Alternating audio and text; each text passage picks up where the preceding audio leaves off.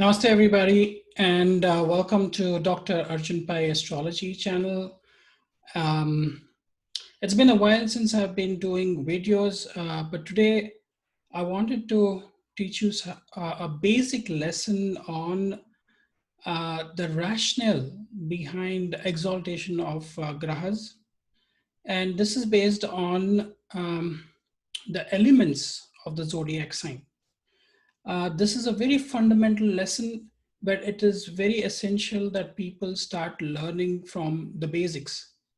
And I put a lot of emphasis on basics so that it clarifies many of your doubts in Vedic astrology.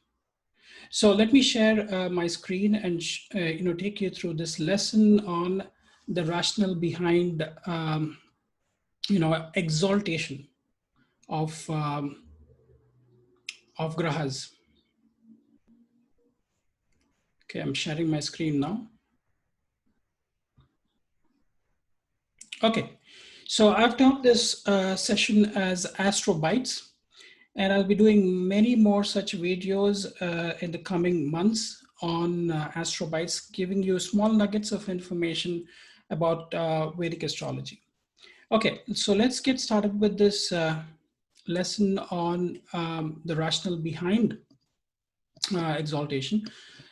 So if you really look at this image of Guru Dakshinamurti, he is facing towards the south, and there is a popular saying which says, the earth without water to moisten it, without fire to warm it, and without air to surround it would be a lifeless planet. And all the elements emerge from the Akash, which means the etheric, ether element, and that is the source of all the energy. So this is a very important piece of information which I started developing this theory from. So all elements are emerging from the Akash element, which is the ether or sky or space element. And that is the source of all the energy. Okay. So let's go and look further at what I'm trying to teach you here. So here I've shown you from the ether element, the air element has originated. And from a combination of ether and air element, the fire element originated. And from the combination of ether, air, and fire element, it is water element that has originated. And from all these four elements, which is ether, air, fire, and water, earth element has originated. So ether is the mother of all these elements that we see here. They're called as Pancha Mahabhutas, so which is ether, air, fire, water, and earth. So we call them the Tattvas or the Pancha Mahabhutas, the five great elements. Now, I wanted to show you how symbolically or iconographically that we can see all of these elements in these images. So we have, I've shown you the depiction of Guru Dakshinamurti, who is a form of Shiva, who's teaching, the four rishis you can see here. And there is a little man who is at his feet. So this is the depiction of Guru Dakshinamurti. He is worshipped as the teacher, as a guru, and he's facing towards the south direction. Another famous interpretation of Shiva is the dancing form of Shiva, which we call as Nataraja. So the dancing Shiva. So if you really start looking at the iconography of these two figures, then you will know what I'm trying to interpret here. So if you look at the right hand of Guru Dakshinamurti and the right hand with the drum, the hand drum, which we call as Damaru, it is a representation of the ether element. Then look at the right hand, okay, of Guru Dakshinamurti. It has three fingers pointing upwards, and you can see the air element is represented with that. And even in the in Nataraja, the right hand is facing upwards. So you can see there is the air element is shown by a triangle facing upwards. So the palm or you can see this mudra is trying to show the air element of Shiva. Then you can obviously see here, this is the fire element. You can see in the left hand, the back hand of the Guru Dakshina Murti and Nataraja, you can see the fire element there. Now, when you look at the water element, you can see there are two water elements that you can identify here symbolically. One is the water which is flowing behind Guru Dakshina Murti, and the other water is also represented by the left hand. The four left hand is also showing the water element. Now, in Guru Dakshina Murti, you can see the Ganga which is flowing from behind is the water element, and he's holding the scriptures, and because he's sitting there in the form of a guru, knowledge is flowing from him like water. And from the left hand you can see that he is delivering the scriptures just like water, which flows from him. And you can see all the four rishis, which also kind of represent the embodiment or the abstractions of the five grade elements. You can see they are also in a receiving position. So they are trying to receive that element from Shiva. So we can see in the Nataraja position also, we can see, the water, which is the Ganges, which is flowing from his head. We can see that. And also his left palm is facing downwards. Again, a symbolic representation of water element, which is a inverted triangle that you can see here.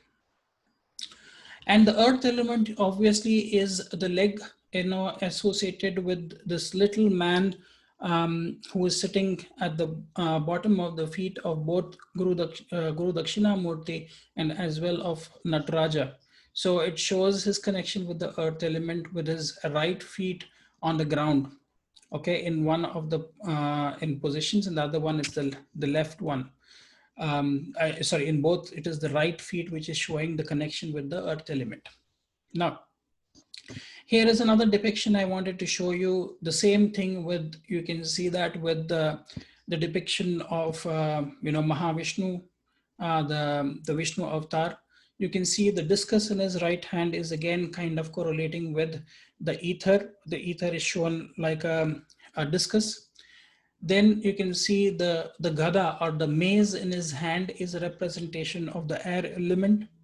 The conch shell that he has in the left hand is the representation of the water element, and the serpent behind the hood is a representation of the fire element, and the lotus in his left hand and also his left feet touching the ground is a representation of the earth element in the Vishnu's position as well.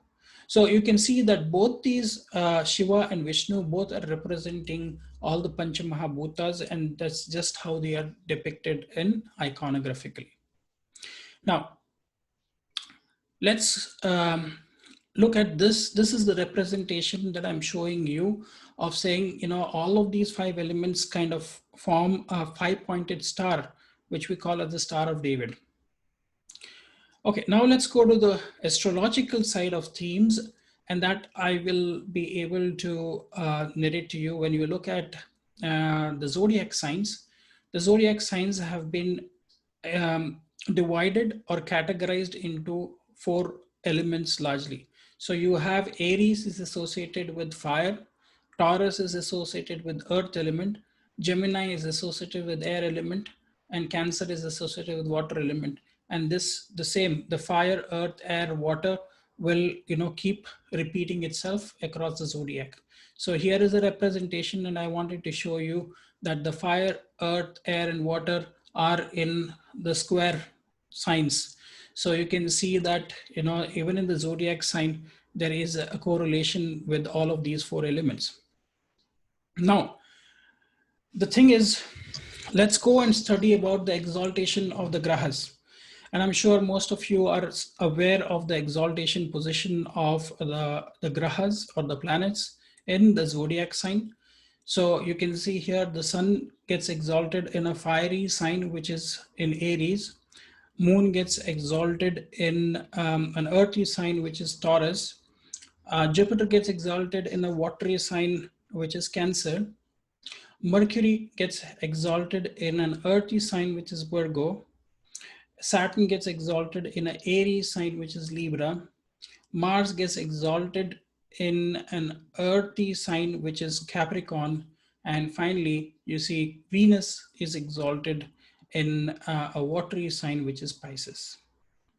Okay, so just for the information of those people, I've just given here in a tabular form the ownership, what the planet owns, the Mula Trikona, the head office of the planet, and the exaltation degrees. So for knowing the exact signs and the position of the grahas, you would want to know where they get exalted. So 10 degrees of Aries is where Sun gets exalted. 3 degrees of Taurus is where Moon gets exalted or goes into its peak exaltation point. Mars goes into its peak exaltation point at 28 degrees of Capricorn. Then you have Mercury, which goes into its deep exaltation at 15 degrees of Virgo. Jupiter goes into its peak exaltation degrees at 5 degrees of Cancer. Venus goes into its peak exaltation degrees at 27 degrees of Pisces. And you see Saturn goes into its peak exaltation around 20 degrees of Libra. Okay, so these are some of the positions of the grahas, and I think this basic is very, very clear to everybody. Now, let us now start interpreting how to see this. So it's a summary of trying to show you how the exalted grahas are in the signs.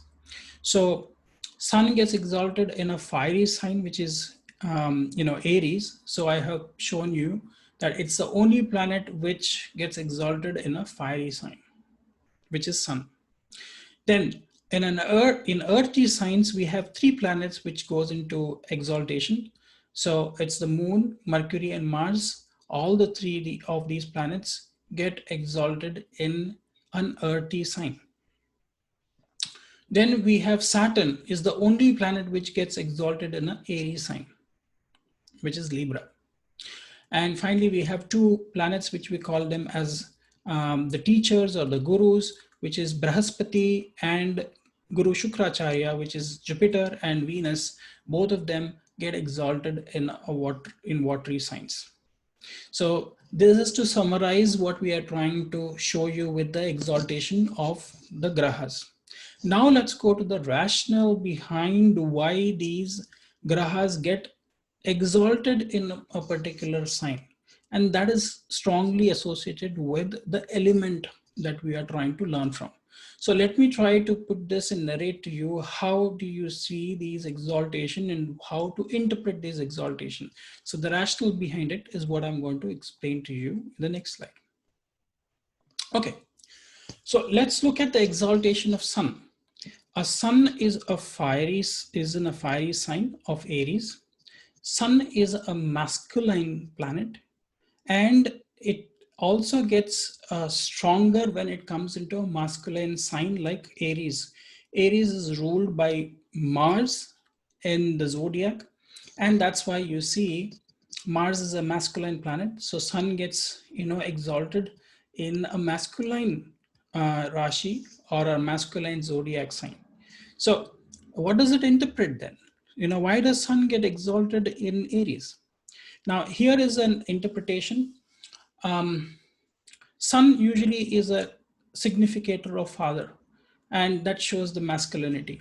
And the Sun here in Aries represent the male reproductive cell, which is the sperm. And here I'm trying to show you Kartikeya's lance or spear, which we call as a whale. Whale is a representation of the male reproductive cell, which is the sperm. And that is why, he is also represented with Mars. Mars is a masculine sign. And that's why Sun gets to be a father figure when it comes into a masculine sign like Aries. So Sun feels very comfortable here. And this is more, the Sun represents the fire in the sperms which want to go and meet with the ovum or the egg. So this is why the exaltation of Sun is in a fiery sign of Aries, which represents the Martian tendencies of Kartikeya or Murugan. Okay, let's go to the next, which is the next um, planet which gets exalted is, moon, which gets exalted in an earthy sign of Taurus. And you can see here in, what I've depicted here is you can see that moon gets exalted in an earthy sign in Taurus. So let's now interpret what does it represent. Now, moon falls in Taurus. Taurus is ruled by Venus, which is a feminine sign or a feminine graha. So definitely you see it is a representation of the moon, of the mother, which is feminine. And it represents, the ovum or the egg, the female reproductive cell. Now here I'm representing that with the two concerts of Kartikeya, which is Devyani, who has come from the heavens. She is the daughter of Indra, and Valli, who is from the earth because she's the daughter of a tribesman or a chief of a tribe. So you can see the connection where he's trying to make with the heavens and with the earth, and you can see his veil there, which is which shows his masculinity. So moon gets exalted in an earthy sign, which is about fertilization. Okay, where the sperm is meeting with the egg and it's trying to fertilize the egg. So this is the representation of moon, and that's why moon becomes very strong in Taurus. Okay, the next, once the sun, which is the father, and then you have the mother, which is the moon. When the sperm and the egg have kind of fertilized, what happens? We have the fetus. And where does the fetus grow? The fetus grows in the womb of the mother, which is in the placenta. So this is represented by a water sign. So what is the next planet which gets exalted is Jupiter. Jupiter gets exalted in a watery sign in Cancer. And what is Cancer known for? Cancer is known for nourishment and nurturing. So here, this exaltation of Jupiter in a watery sign of Cancer is a representation of the nourishment and growth of the fetus, because it starts very small, and Jupiter's quality is to give nourishment and also to nourish and to grow. So you can see the fetus growing, and then what is the placenta? The placenta is the womb of the mother, which is, which has the umbilical cord connected to the child, and it is in the water element. The child is in water. Okay, so this is the exaltation of Jupiter. Next is the exaltation of Mercury, which is in the earthy sign of Virgo. So Mercury, you can see, is about intellect. It is also about being independent. So what is that we are trying to see here? So it is the birthing process that we are seeing with Mercury's exaltation in an earthy sign in Virgo. So when a baby is born, the baby from the water, when the water breaks in the womb and the water flows away, that's when the baby comes to the earth plane. So when it comes to the earth plane, its contact with the earth is showing its ability with Mercury. Mercury is when you see that it has become free, because Mercury gets exalted in its own sign, which is Virgo, right? So it is also, Virgo is also said to be the Virgin Lady. So it is like the child being free from its mother, which has been with the mother for about 9 months. So you can see this birthing process that is happening with the child coming to the earth from the water. So from water to earth is journey. From the womb of the mother to earth is what we see with the exaltation of Mercury in Virgo. Next, we see exaltation of Saturn in an Aries sign of Libra.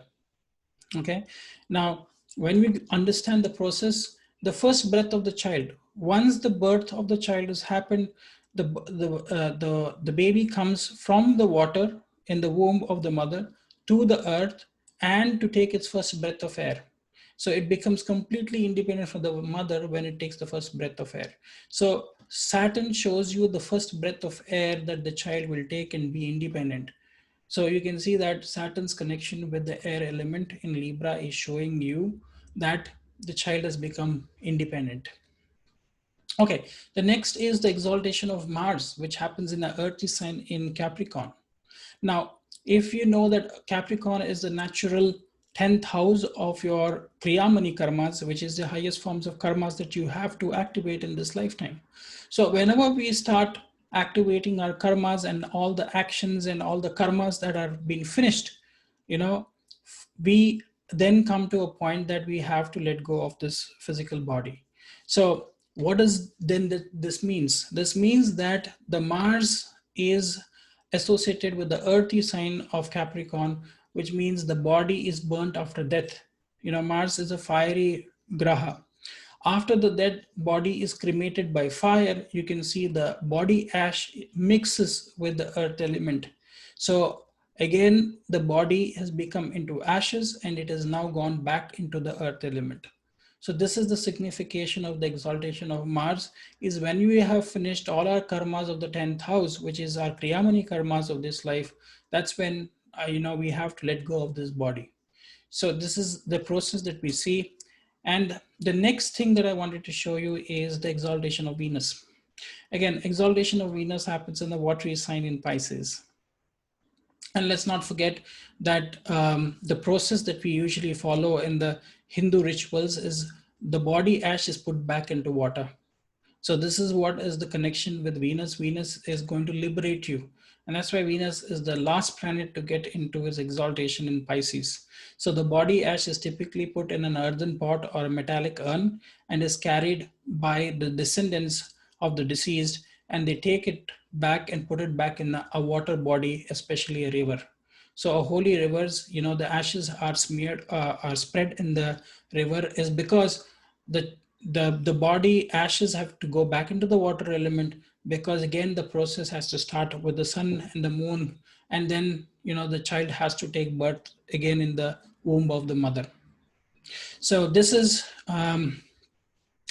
the theme that I wanted to share with you on the rationale behind the exaltation of planets and how the journey of human life can be taken to be seen with this connection with this concept that I wanted to present. So many more such concepts I will be discussing in my upcoming courses that I do on the weekends. So all these basic concepts is what I will be teaching.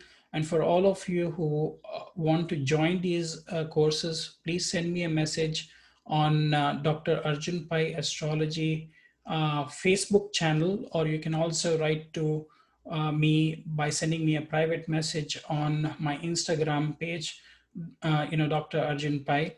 So, and share your email so that if you are interested in registering for these courses, you will be getting more information for them. So thank you very much for watching this video, and please leave your comments so that I would be able to answer whenever I get some time. Okay. So thank you very much and namaste.